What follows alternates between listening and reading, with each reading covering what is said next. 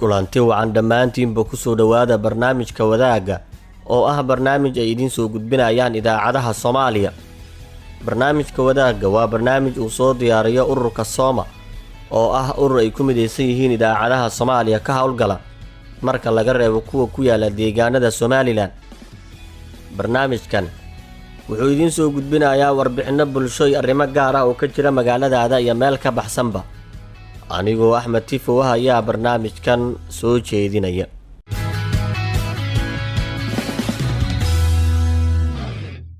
maantana waxaan ku eegi doonaa saameyn uu ku yeeshay qoysaskii isticmaalayay gaaska cunnada lagu kariyo oo gabaabsi noqday. qoysas ku nool xeryaha dadka soo barakacay ee beledweyne oo lacago isku darsaday si ay guryo u dhistaan, iyo warbixin aan idinkaga hayno farsamayaqaanada sameeya alaabaha guryaha la dhigto oo ka cabanaya suuq la'aan soo food saartay.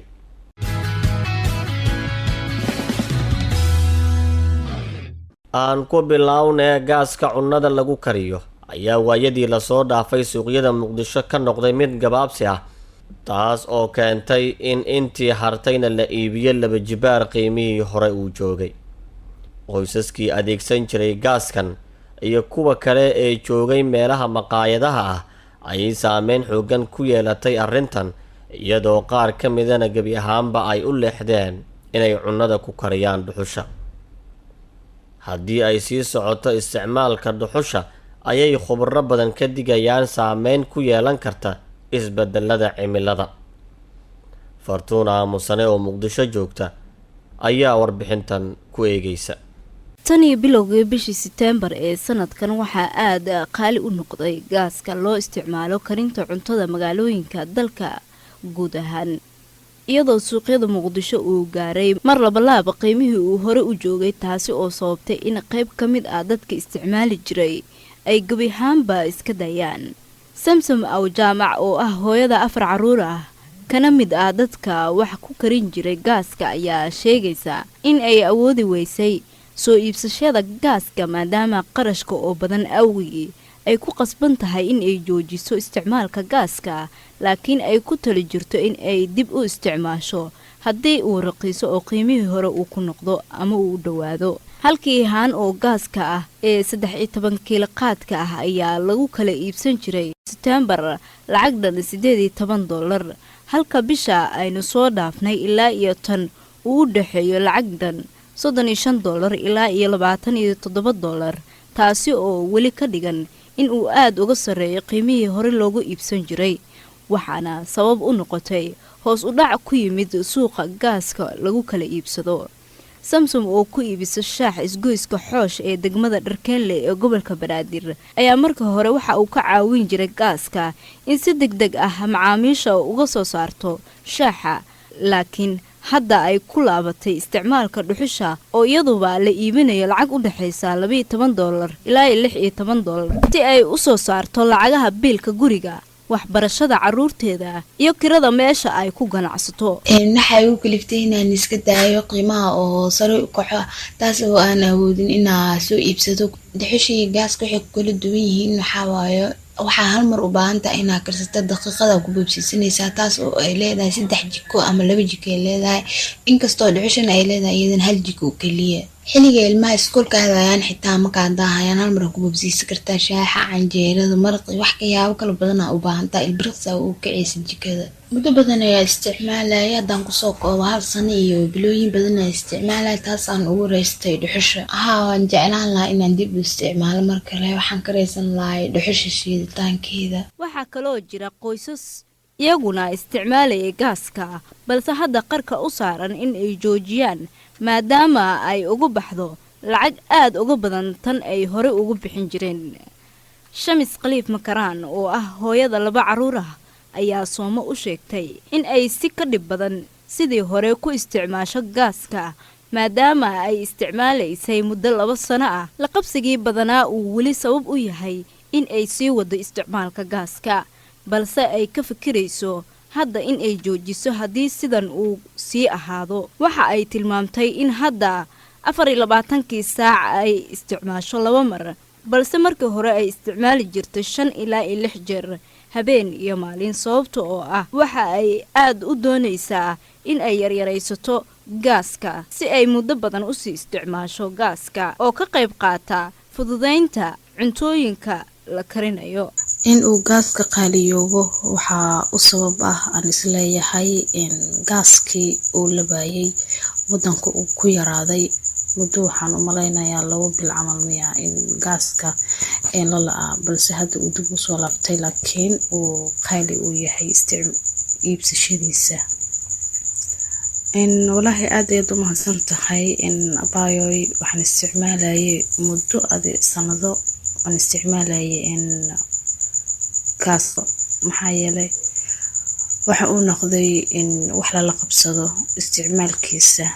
khubarada ayaa si weyn uga digaya haddii la joogo isticmaalka dhuxusha ay saameyn xoogan ku yeelato iyaga oo ku talinaya intii la awoodo in laga baaqsado geedaha la jaro si dhuxul looga shido. maxamed daahir faarax oo ku takhasusay arrimaha deegaanka ayaa sheegaya in xaalufinta dhirta ka dhalan karto nabaad guur ku dhaca deegaanka uu sababi karo abaar joogto ah iyo in ay keento isbeddelka cimilada ku dhaca marka deegaanka laga jaro geedaha. sidoo kalena ay xooluhu waayi karaan daaqa duurjoogtana ay ka carari karaan dalka haddii ay waayaan gabaada. waxa uu xusay in isticmaalka gaaska si ay dadka ugu karsadaan cuntada ay wax badan ka caawinayso deegaanka maadaama haddii la isticmaalayo dhuxul ay noqonayso in geed la jaro si looga sameeyo dhuxul. maxamed ayaa sidoo kale ku talinaya in qof walba uu beero geed inta uu awoodo taas oo deegaanka ka dhigi karta mid barwaaqo ah roob badanna uu ka da'o. deegaanka waxyeelada ugu badan oo dhuxusha uu ka helayo waxaa waaye inay imaato nabaad guurka, in la waayo dhirta geedihii, in dadka bulshada ku nool baadiyaha inta badanna saameyn ba-an uu ku leeyahay sababtoo ah xoolahii deegaanka inay waayaan xayawaano badan oo ku noolaan lahaa. everything waxaa dhibaato weyn ku ah in dhirta la xaalufiyo oo weliba dhuxusha la isticmaalo dhibaato aad u weyn bay ku tahay dadka iyo deegaanka intaba. way mahadsan tahay wariyaheena Fartuun oo warbixintaas nala socodsiinaysay.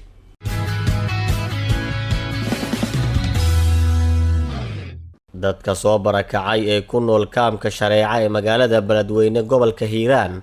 oo gaaraya 100 qoys ayaa isku darsada lacago isbuuc walba si ay guryo ka duwan kuwa hadda ay ku nool yihiin u dhistaan. 4 meelood meel oo guryo ah ayaa hadda loo dhisay qoysaska ku nool kaamkan iyadoo kuwa kalena la rajaynayo in uu gaaro dhismaha. iyadoo ay hawshan ay bilaabeen horaantii sanadkan, dadkan ayaana ku faraxsan isbeddelka ay sameynayaan oo xalinaya dhibaatooyin ka jiray kaamka ay ku nool yihiin. Shukri Baryare oo Beledweyne ku sugan ayaa warbixintan ka soo diyaarisay. tan iyo horaantii sanadkan dadka ku nool xerada dadka soo barakacay ee shareeca oo dhaca dhanka galbeed ee magaalada Beledweyne ee gobolka Hiiraan ayaa waday dadaalo ay ku dhisanayaan guryo maadaama la galay xilli roobaad guryaha ay ku nool yihiin aysan codi karin biyaha. Maariya Cabdullaahi oo ah hooyada 10 carruur ah kana mid ah dadkii ka faa'iideystay guryaha sida isxilqaanka ah ay uga dhisteen kaamka shareeca dadka soo barakacay ayaa sheegaysa in dhibaatooyin ay ka mid tahay qabowga ay markii hore ku qabeen aqalkii ay deganaayeen oo ka samaysnaa maryo iyo cooshado la isu geeyay. Maariya oo degan xeradan muddo 11 sano ayaa loo dhisay 1 qol iyo barsad jiingado iyo dhis isugu jirta bishii Juun ee sanadkan, waxayna aad ugu faraxsan tahay hoyga cusub oo ay heshay iyada oo sheegtay in toddobaad walba laga qaado lacag dhan $1 iyada iyo dadka kale ee ku nool xerada si loo sii wado dhismaha guryaha. waxay tilmaamtay in markii hore haddii ay shaqo tagto carruurteeda ay ahaayeen kuwa ku dheela raashinka aan bislayn, balse hadda ay u heshay fursad ah inay qolka ka xirato ilaa ay ka soo laabanayso. waxaana ay xustay in dhowr mar kaamka uu soo galay roob ka qaaday guryihii u dhisnaa, laakiin hadda waxa ay rajo wanaagsan ka qabtaa in uusan saameyn ku yeelan roobkan hadda socda. waxaan ka mid ahay qoysaska gurigooda loo dhisay hadda kuwa walaalahay in loo dhiso waan jeclahay waxaa la gacmo wada jir bay geed ku gooyaan marka waxaan rabnaa in annaka geed ku goyno hal doolar aan jamacada ku tuurinayna telefoonka waana aruursanay waxaan xoogeenaana ku dhisanay maasha Allah waxbarasho qaar ay dhigta qaarna guriga iska joogaan in igasta ilaahay wax ku sugayaa bulwaad wax kama sugayno waxaan rabnaa qofkii walaalo wax nagu dhaaman inay nasaacidaan haddii ay nasaacidi karaan meeshaan ku soo dhaweynaya dhismaha guryahan ayaa ka caawinaya dadka ku nool kaamka shareeca gaar ahaan haweenka iyo caruurta maadaama xilliyada habeenkii ah ee uu jira mugdiga ay kala kulmi jireen tacadiyo iyo markaasi in ay u soo dhacaan tuugo Cabdullaahi Xasan Cabdi oo ah horjoogaha kaamka shareeca ayaa Soomaal sheegay in ololahan ay ugu tala galeen in ay uga dhisaan dhammaan 100 qoys ee kaamka ku jirta balse ay hadda u dhiseen 25 qoys guryo ka kooban jiingado iyo dhis la isu geeyay dadkana ay u kala hormariyeen hadba sida ay u kala nugul yihiin waxa uu tilmaamay in arrintaani ay ku dhalatay kadib markii uu arkay baahida guryo xume ee ka jirta kaamka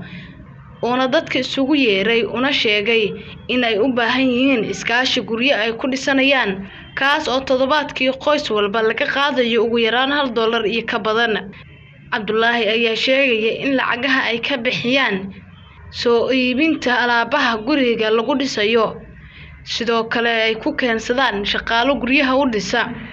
xoogoodana ay ku soo gurtaan qaar ka mid ah dhisayo sidoo kale mareeda go'aankan waxaan ku dhisanay annaga ayaa isilqaanay dadka degan iyo walaa aniga horjooga ah dhista annaga dalbanay lacag waxaan sameeyay simkaar jimca ka jimca lacag ku ridanayni lacagteena aruursanay xoogayna geedo ku soo guranay mareeda ku mareedaysan waa soo guranay xoogan ku soo guranay qarashan baxsanay shaqaalaha noo dhisay laamiir waa soo gadanay ilwaax waa soo gadanay dhista waa soo gadanay shaqaalaan ku dhisanay annaga jeebkeena cid kale oo naga saaciday ma jirto annaga ayaa dhisanay maadaama xilli roobna uu soo dhaweeyo fooda nagu soo hayo waxa aan ku jirnayna bac ahaayeen bacdina ay baaba'day saas darteeda ayaan isku hilqaanay wallaahi muddo badan aan aruursanayna annaga jimco kasto min $1 oo lacag aan qaadi jirnay waxaa jira qoysas badan oo aan wali guryo helin oo rajaynay inay soo gaarto dhismaha ay sida isku tashiga ah ku wadaan dadka ku nool kaamka shareeca ee Beledweyne Faadimo Cabdi Cabdullaahi oo ah 65 jir aan wali helin in guri loo dhiso ayaa si weyn u bogaadisay dadkii ka dambeeyay fikradan oo markaasi wax badan ka bedelaysa nolosha dadka soo barakacay ee ku jira kaamka shareeca ee Beledweyne waxay tilmaamtay in iyada iyo gabar ay dhashay iyo caruurteeda oo agoon ah ay soo degeen kaamka 2019 haddana ay u dhisan yihiin aqal ka samaysan boco iyo cooshado balse waxay rajaynaysaa in guryaha loo dhisayo qoysaska halkan ku nool ay soo gaarto qoyska Faadimo oo ay u soo shaqeyso gabadheeda oo marna soo hesha marna soo weyda ayaa markii hore walwal xoogan ka qabtay waxa ay sameyn doontaa xilli roobaadka kana fikiraysay inay ka guurto kaamka shareeca in kale ayaa ku kalsoon inay sii deganaato maadaama ay heleen dhismo guri cusub waxa ayna sheegtay inay soo dhaweynayaan cidii kale ee gacan ku siinaysa dhismaha guryahooda halkan waxaan ku jirnaa ilaa 2 sano jooga ani guri ma helin bacbacaan ku jira guri ma aan helin wili waatana bacdi waa iga buubtay albaab male alaabadiin soo dhigtay waa liiga qaadana cawdi ciyaala ku dheela wax aan haysta ma jiraan waxaan ku heli waa iga horeeyeen horteeya la dhisi caruura ii joogto gabadhayda dhashay aan haystaa oo rajoodin ah oo iidi waaba joogtaa laakiin aabahood as dhintay oo agooman ah Shukri Bariira Maxamuud barnaamijka wadaag Beledweyne weli waxaad dhageysanaysaan barnaamijka wadaagga Sooma oo Muqdisho idinkaga imaanaya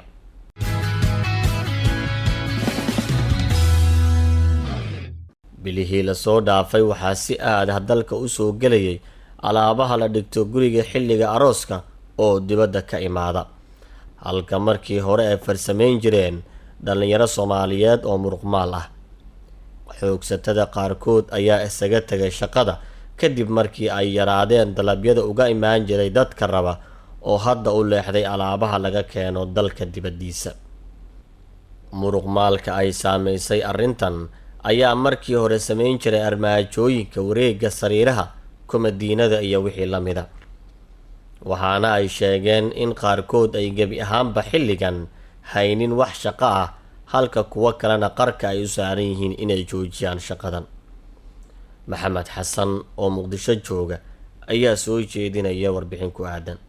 labadii sano ee lasoo dhaafay waxaa dalka si aad ah usoo galayay alaabaha la dhigo guriga xilliga arooska oo dibadda ka imaanaya, halka markii hore ay farsameyn jireen dhalinyaro muruqmaal ah.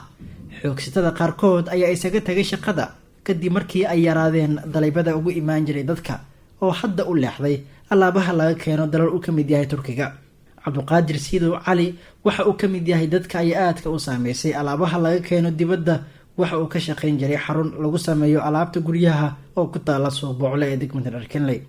waxa uu Sooma u sheegay in ku dhawaad 6 bilood uusan helin wax shaqo rasmi ah, isla markaana saaxiibadii wixii uu kasoo helo iyo marmar uu faryaaminimo ku shaqeeyo oo ku dabaro nolosha qoyskiisa oo ka kooban 2 caruur iyo xaaskiisa. dhibaatada haysata ayuuna u sababeeyay dadka oo doorbidaya alaabaha laga keeno dalka dibadiisa. waxa uu sheegay in muddada uu shaqo la'aanta yahay uu isticmaalay lacaga keed uu ahaa iyo marmarka qaar oo uu aado shaqo dhismo guryo ah, balse aysan bandeen. tani ayaa ciriiri badan gelisay qoyskiisa oo biilan jiray lacag u dhaxaysa 100,000 ilaa 50,000 oo shilin Soomaali ah. cabduqaadir ayaa xusay in shaqadan uu qabanayay 5 sano ee lasoo dhaafay uuna kalsooni ku qabo horumarinta xirfadiisa oo uu sameyn karo alaab la mid ah tan laga keeno dibadda, balse uu hadda qarka u saaran yahay in uu gabi ahaanba isaga tago qabashada hawshan, isaga oo rajo wanaagsan ka muujiyay in dib mar uun shaqadiisa uu hagaagi doonto. aniga waxaan meesha ka shaqaynsan jirnay suuq Bocle iyo afjiif iyo waxyaabahaas sameyn jirnay. wixii hadda waxay u bataan in oo wax dibadda laga keenay iyo waxyaabahaas anaga hawshayni dhanba waa ku gabna meesha wax aan hayno malaha. meesha baagamundan ku nahay, marka cayaalna waa ii joogaan, guri karin waa deganahay. marka inta maxaafadaha iyo meelahaas iyo kuwa saaxiibadayna iyo waxyaabahaas iska qaraabanaa oo kulley wax kaloo hayna malaha. hadda 6 bilood camal aan baagamundannahay, kulley allah wax ka sugaynaa insha allah. xoogsatadan ay ku dhacday shaqo la'aanta ayaa sameyn jiray armaajooyinka, wareegga sariiraha, kumadiinada iyo fadhiyada, waxaana isaga tagay hawshan qabashadeeda muruqmaal badan kuwaasi oo hadda qabta shaqooyin kale si ay u dabaraan nolosha qoyskooda. farxaan cabdulaahi oo ku dhawaad sanad ku shaqeynaya wadida mooto bajaajta kadib markii loo sheegay in xaruntii uu ka shaqeynayay ay soo wajahday suuq la'aan, taasi oo ku noqotay amakaag, balse muddo bil ah oo xaafadda iska joogay uu helay qorshe kale oo ku maareyn karo nolol maalmeedka qoyskiisa oo ka kooban 4 caruur iyo marwadiisa. farxaan hadda waxa uu ka shaqeeyaa kaxaynta mooto bajaajta oo maalinkii uu kasoo helo lacag u dhaxaysa 5 ilaa 8 dollar,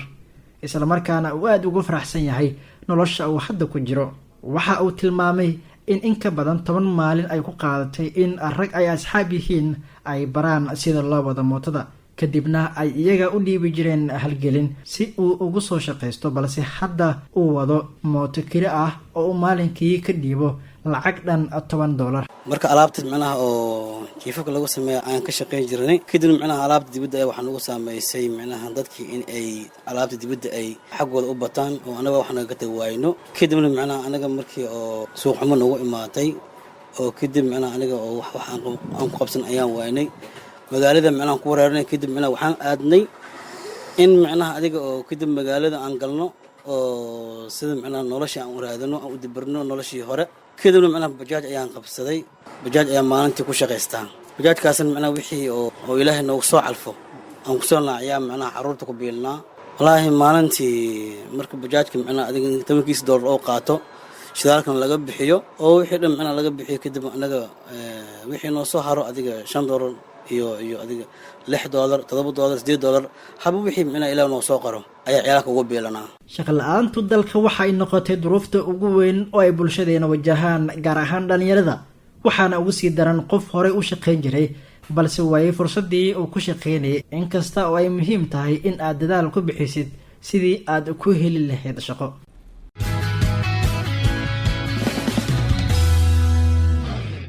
intaas ayaan maantana kusoo gabagabeynayaa barnaamijka wadaagga Sooma. waxaanse dhagaystayaal idinkaga tegayaa su-aasha ah sidee ayay dhexdooda isku caawin karaan qoysaska ku nool xeryaha dadka soo barakacay. nala wadaag aragtidaada adigoo la soo xiriiraya taleefanada idaacadan mahadsanidin.